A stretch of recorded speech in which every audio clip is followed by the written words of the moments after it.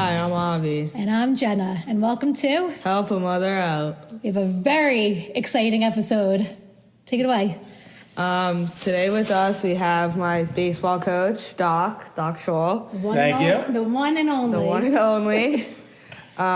Thanks for being here with us. It's good So to have excited. you. Excited all day. We Yeah. only wanted you as our first guest. Yep. There was no one else. Yep, you had to be the first one, so. I appreciate that. Yeah. I'm a Farber family fan. Thank you. So yeah, we have a bunch of questions that we wanted to ask you. But we just wanted to make sure this upcoming is your 32nd year This is coaching? his 32nd year of Wow. spring. 32nd year. Crazy. Long time. It's a long time in one town. In one town, yep. That has to be some sort of record. And I still like it. That's the crazy part. Yeah. As you know. Yeah. So some questions we had for you. So obviously you played baseball growing up. What else did you play and do when you were growing So up? it's interesting growing up. Most of the time I hung out at the playground. There wasn't much of other organized sports. I played baseball all the time. I did play football in high school for 2 years, and we never won a game. So I was like, at Lincoln High School. Yeah. And we never won a game, so I stopped playing at the high school level. Yeah. So I played baseball all year long, but I was more of the kid who got home 3 o'clock, went to the playground and played tag football, touch football, stick ball every day of my life. Yeah. What position were you in football? Quarterback I wanted to be because, of course, with the lefty arm was really Lefty, good. nice. And that's when I was playing at lunchtime at Lincoln High School, and the football coach goes, "Who are you? I've never seen a guy throw a ball lefty like that." He's like, "You got to try it for the football team." So that's why I played football for 2 years. That's funny. Did you like it, or if you think if the team was good, you'd have liked it more? I know you care about winning. I want to win, anything. right? Yeah, and we literally say that all the time. Okay, we literally got killed every game. We won one game against White Plains in my entire 2 years, and it happened that somebody like they lost their uniforms and their equipment, so they had a forfeit. That was our only win in 2 years. True story. That's really funny. It's hard to keep getting out there as a losing team. Yeah, it is. It really is. It takes a lot. And I'm a person who likes to win. Yeah. You know? Yeah. I've told Dobby my lacrosse team was a losing team my first 2 years, and then my junior year we were 500, and my senior year I think we were 1 over 500. But it's very hard to get out there. And that's 500, which is most teams. That's true. Right? Think about It didn't feel like it at the average. time. Right. It does not feel 500 doesn't when your team's 500 it doesn't feel like you're 500. No, and keep in mind, my entire Little League career, I think that we were like 800. Yeah. Like literally 2 years in a row, we went 35-1. Wow. So I was not used to losing. Yeah. It was interesting for me. Yeah. That is interesting.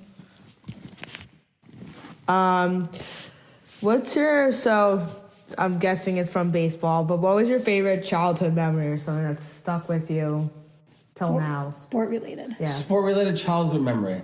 Again, I think one of the greatest things was I just said the 35-1. Yeah. And my stepdad, who was a great guy from the Bronx, who knew nothing about coaching, like zero.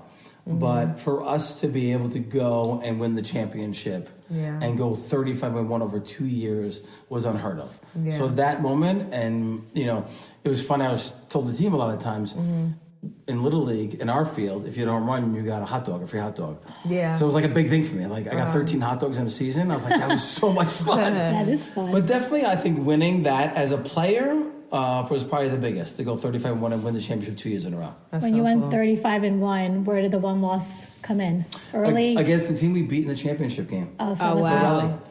What was And it's their funny, we were Carvel. We were Carvel 1 year for Okay. the ice cream, and then like Blockbuster or something like that. Do you know what another year. Blockbuster is? No, they don't. Not at all. You know Carvel. familiar. You know Carvel. Of course I know Carvel. And Blockbuster was a video rental place. All right, I think I've definitely heard of it. Right, so these teams sponsored us, right? Okay. Yeah. So it was like you get like a free rental. Yeah. Because you went to Blockbuster. What do you remember the other team's record? No, but I remember that Junior was my arch rival. So it was like as athletic as I was, amazing as I was, both went to play college, and we were battling, and it was a big deal at that time for me that we beat him. Because he was like, I can think of any like Michael Jordan versus some person else, right? Yeah. So you've been coaching, as you said, for 32 years. In those 32 years, what have been your favorite memory from coaching? Well, let me start off with, it's the funny part is my first real coaching job, I think I was probably 8 to 10 years old. Wow. I don't count this, but my first coaching job was with my stepdad with my sister who was 5. So I really was so into coaching kids that early. But I'm going to say... Was it softball you coached in? Softball. Wow. And I was just like a kid playing still Little League, but my dad was like, come help, and I loved it. My 2 biggest coaching moments was the first time ever that Scarsdale went 17-5. We won the league championship. We went to the semifinals. We lost to Fox Lane. Got voted coach of the year. Wow. Yeah, and we won the league for the first time in a long time. That was Scarsdale High School. That was Scarsdale High School. And we were 17-5, which was unheard of. What year was that? Oh, somewhere in the 90s. Because I've been coaching from 1991 to 2016. And in the late 90s, did you guys take down Mamaroneck with a man named Farber playing? Yes. Oh, my God. Yeah, absolutely. I honestly remember your dad pitching for Mamaroneck. Who won? No, this is it's a good part of the story. And Mamaroneck would beat us, I would say 2 out of 3 times, or 3 out of 3 times, for the first beginning of my career. My last 4 years, we were the only team that beat them every year. And one year, they were state champions. So I like to give Schiaparelli a little remember, I'm the only team. And as you know, as my player, we beat them by doing the opposite, by change-ups, bunting, stealing, the small things that makes us. Wait, was it? You told me a story. I don't remember who it was against. I don't remember if it was even high school. But you beat a team. I actually think it was high school. You beat a team that had a great pitcher, and you won. He threw a no-hitter. No-hitter. And won. Yes. And you that high school? We won. He threw a no-hitter against us. Because someone got walked and then steal and then a bunt or something. It was so Scarsdale baseball. You know the famous line we say, Scarsdale baseball. Yeah. He threw a no-hitter. He eventually got signed by the Pirates. No-hitter. We beat him by stealing and bunting and walking. And we beat him 1-0 on a suicide squeeze. Wait. Yes. So help a mother out. Yeah. Help a mother. I love that. But bunting is hitting. But right. But a no-hitter doesn't mean putting the ball in play. A no-hitter saying like a ground out to the shortstop's not a hit. A single to right center's a hit. So if you ground out if you bunt, if the first person of the inning walks, then the next one, then they steal, get to second, and then there's a bunt, and then they get to third, and then whoever gets, and then say is a bunch of the third baseman throws to first, then the runner gets to third, and there's only 1 out. Is that what happened? Or something like that. Close to the T. So someone had to walk to get on base. Right. That's not a hit. That's not a hit. It's not a hit. He walks. Then we steal second. Okay. Right. Next guy bunts again. And now we have 2 outs. Because the bunter is thrown out. Right. So there's still no hits. And what's my are you going to bunt with 2 strikes in regular baseball? Of course. And we bunted. Nobody expected us to bunt with 2 outs, which nobody does. And we won on a suicide squeeze bunt. Called. Wait, was it in the? It was in the 6th inning. Oh. And then we went 1, 2, 3 in the 7th. That's so cool. Unbelievable. He must have been rattled. It was he was so angry. No, it caused a lot of ruckus. It did. It caused some heavy. Was the coach mad? You know what was mad the most was the father. Pitcher? Oh. The father of the pitcher. Yeah. And again, this kid went on to play for the Pirates minor league system for 2 years. Wow. But he still had a no hitter. I guess he gets credit for no hit. Yeah. What a perfect game is. So confusing. Perfect game is it. It's good for mom to know. Yeah. What a perfect game is no one touches. No one even gets on base. So a perfect game is even better than a no-hitter? Perfect game, no one gets on first base. No one gets anywhere. So, if a team doesn't get a hit but there's a walk, then that's a no-hitter. But if there's no walks, no drop their strikes, no errors, none of that, then that's a perfect game. How many perfect games are there? There's been a lot. You'd be surprised. Yeah. In history, more than you would think. I think the biggest thing is the error. Yeah, there's been many perfect games lost because the shortstop just dropped the ball. Oh, they must feel so nobody bad. ever has reached first in a perfect game. It's amazing. That is amazing. Yeah. Wow. Yep. All right. Well, maybe you guys will have one day. No pressure. No pressure. So So I know that you are a big sports card collector, and you've been doing it for a long time. And although I didn't go to Fox Meadow where you teach, a lot of my friends from Fox Meadow would tell me that you open cards with them, which sounds like the coolest thing and what I would want from one of my teachers. So what are some of the coolest cards you've opened by yourself, that you've bought, you've opened with your kids? Yeah. So there's a couple of things. First off, probably the biggest cards that my dad and I have sold, because we've done the whole thing together, is he sold his Mickey Mantle card for $5,000. Wow. And I had a Roberto Clemente card that I bought when I was like your age, or no, actually probably younger than you, for $8 that sold for $3,000. And I literally had the sticker still on it. Do you keep them in the plastic? Oh, again, Mom, I love you. I thank you. My mom is so OCD. Oh. And so she clearly had everything that I owned. Like, she made me everything be organized. So I have comic books that I sold for $1,000 each because she made me put them in sleeves and have them perfectly organized. So thank you, Ma, because it led to a lot. Yeah. For my kids at school, these kids would get up, the moms and dads would say, my kids get into school early because we open boxes. We pulled a bunch of autos, and probably the biggest, we pulled a bunch of Messi and Mbappe's, which I sold for like $300 each. That's so cool. And the kids would go crazy. They loved it. And to this day still, I make mystery packs. Yeah, you do. But not even at practices. I hand out to my kids at school. That's nice. That's cool. Is there a card you own that you would never sell? That's too special. It's funny because Don Malley's my hero. And I had a bunch of his, and I sold a bunch. I sold about like 12 of them, but I had like 62 rookie cards. But as you learn in the process, 62 rookie cards, I was able to sell 8 of them. So through what I've learned in cards is you really have to, like, under a microscope, use a high magnifying glass and check everything. I've learned a lot in the last few years. Wow. Yeah. It's fun. Avi has a little collection, and you do take good care of them. Yeah. You have to. Yeah. And honestly, most of the time, besides taking care of, it's just bad luck because the Topps company cut the card wrong.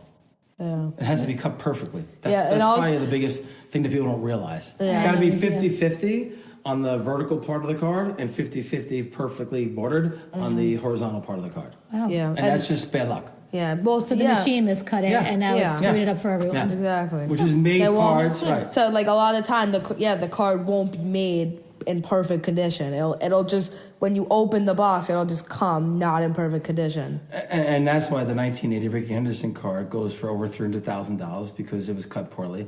And the Ozzie Smith rookie card goes for like $350,000, $400,000. Only because it was cut poorly. So if it wasn't cut poorly, it could have been. Right. Who knows? Different than the Mickey Mantle card because from 52 it's gone. Those are worth $1 million. $2 million. Wow. Are you done with? Can I go into my mom type questions now? Bring the mom Yeah, go questions. ahead. All Let's right, hear it. let me see. So, Avi is now nearing the end of middle school, about to start high school in a few months, which is beyond me. As a coach, what advice do you have for an athlete in this stage of his or her life, of this transitional time? To the kid? Yeah, to the kid. The next the one's kid. to the mom. Okay. So first to the kid, is then to the parent, I should say. Again, I would say it's more important for me to reach out to kids in middle school because the biggest regret often is that kids don't take it serious enough until it's their junior, senior year. That's probably the number one tip I would give to any kid. Because, and again, they're young and they're enjoying, they're in high school, they want to have a fun time, they're playing freshman ball, JV ball, but they haven't really worked yet. And all of a sudden, if you think about it, there's only like 2 years in high school. 2 years, most players, for varsity. So if you didn't really put the work in before, it's very hard to catch up. So, What's putting the work in? so that's like going and hitting off a tee 3-4 times a day, going down with your friends to throw the ball around, work on your skills, get physically stronger. And how many times I had kids that now are seniors and were like, oh my God, I need to start working out now. And it was slightly too late. That's probably the biggest advice to a kid. Because I've said this over and over again. This is it's a great line. You never ever could come back and play high school baseball again. It's true. Right? You can't. You could continue to play baseball forever or go play rec ball or whatever, but you can't come back. Right? Yeah. So if you don't, and again, it's hard for a young kid to realize that. So that'd be my number one advice. Okay, so start before it's... Yeah, before it's too late. Like think middle school, okay, it's time for me to get serious. It's time for me to work. If this is what I love to do. I have to be, you know? All right. And for the parent who wants to be a supportive parent of an athlete? Be the parent. That's probably the biggest thing. I think be the parent, be supportive. I love when we started before this, how you said have fun. No, but it is to have fun, right? But I think often, again, in my career here, 31 years, I've seen too many players that were playing the game for the parent and not for themselves. And they didn't enjoy it, they got burnt out, and they didn't want to play. So I think most importantly for the parent, be a parent, listen, be supportive, right? Talk to your kid on the way home after the game, what happened, what was good, what was bad, what you could work on. But then again, most important, then do something else, not related to the sport. Be a parent. And I say the same thing to my parents that I'm teaching kids in Fox Meadow. Be the parent. You're so worried about the academics, but there's something important about come home, have a sit down, talk about something else, and go for ice cream. That's important also. Do you agree? I agree, definitely. All right. My next and last sort of mom question is, I played tennis growing up, and a coach once said to me, just play within yourself.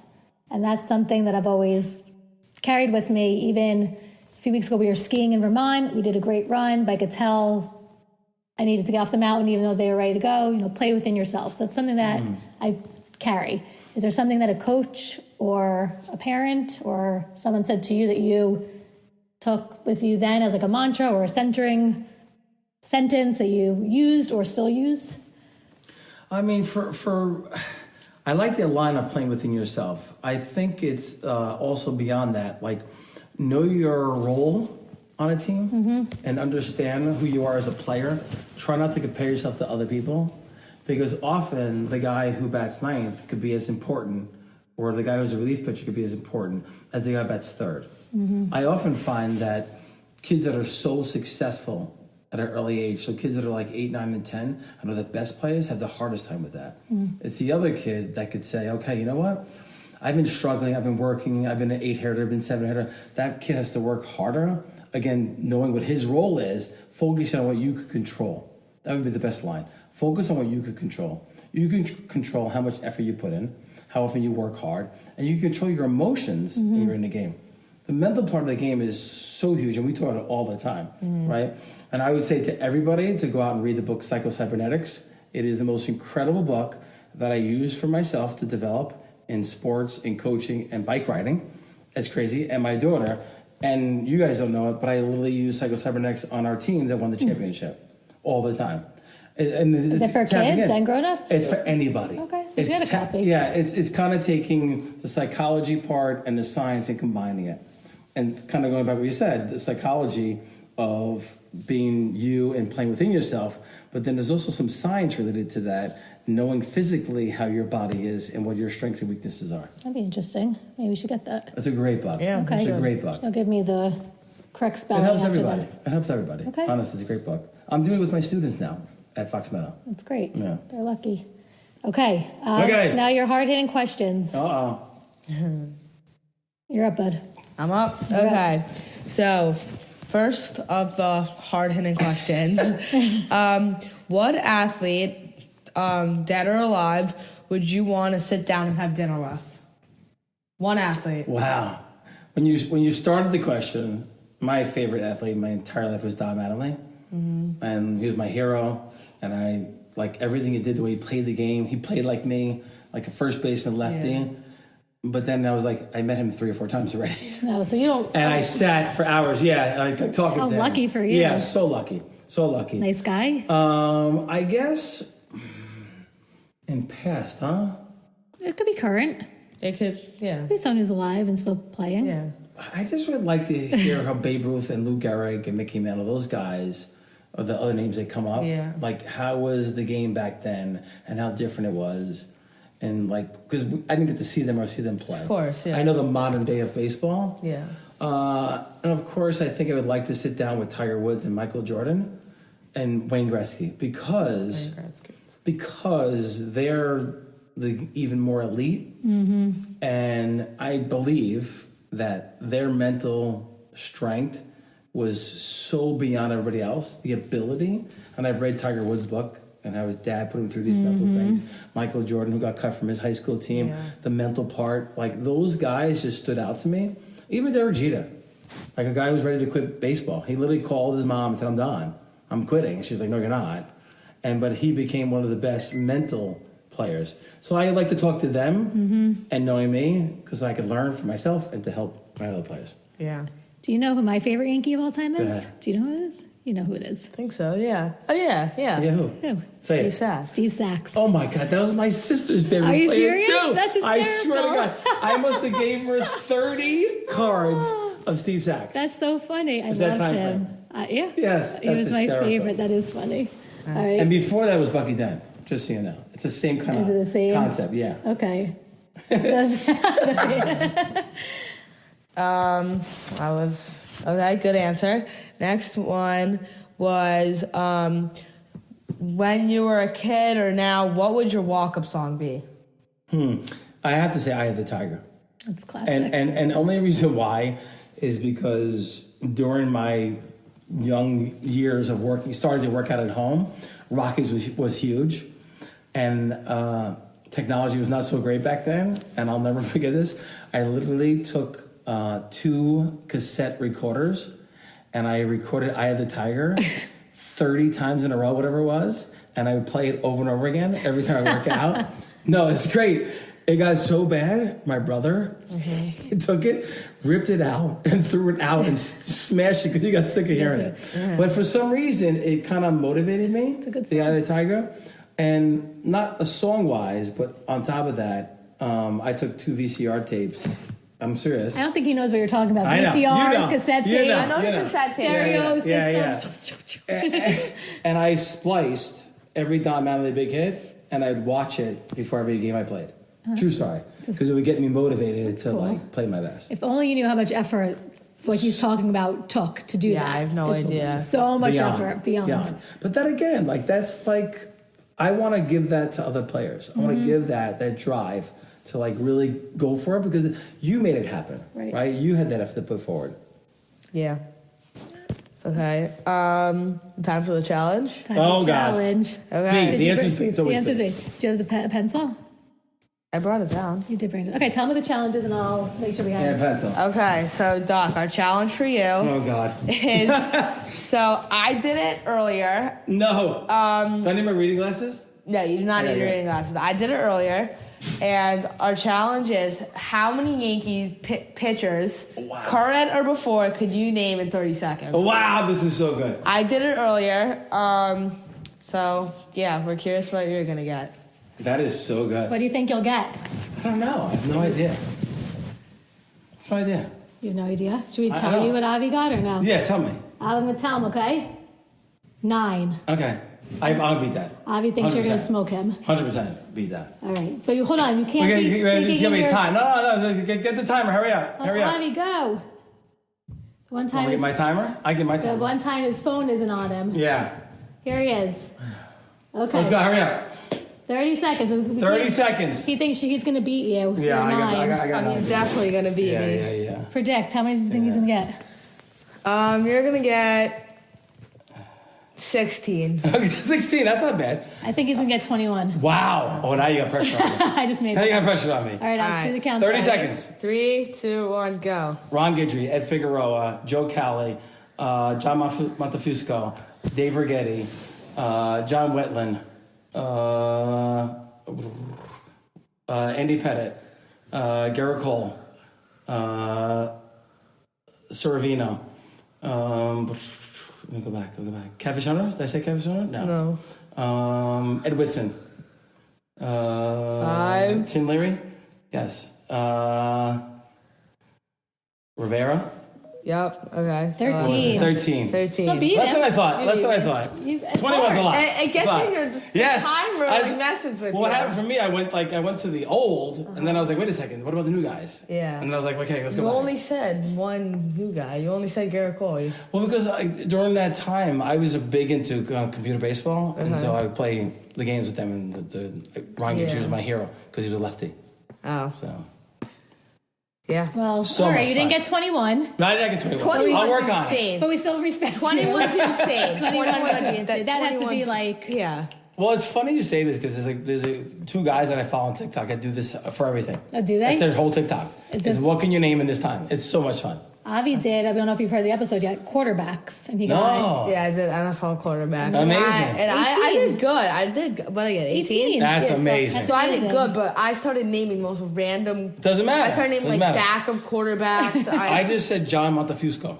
I don't If even you know I what don't that even know who is. that is. Exactly. And Joe Cowley. So if you ask no. people, they're like, no. But Yeah. they're both pitched for the Yankees. And then we did an NHL one, and I think Avi got Oh my God, I got 7, like 6. 6. I did terrible. Well, that's like if you asked me to do basketball, I probably get 3. Yeah. If you ask me soccer and hockey, I could do pretty good. Could you Yeah. soccer? I don't think I Yeah, know he's anyone. yeah. But this I was think that great. you should present this to the team, the 30-second pitcher challenge. I like that. And whoever gets the lowest just has an extra sprint to run, I love that. or 2. We could do that. Yeah, sure. Sure. But we could have them write it down, I think. It actually Yeah. beat it. They'll write it. Yeah, actually beat yeah, it. actually beat it. Okay. So baseball team, that's my gift to all of you. I love it.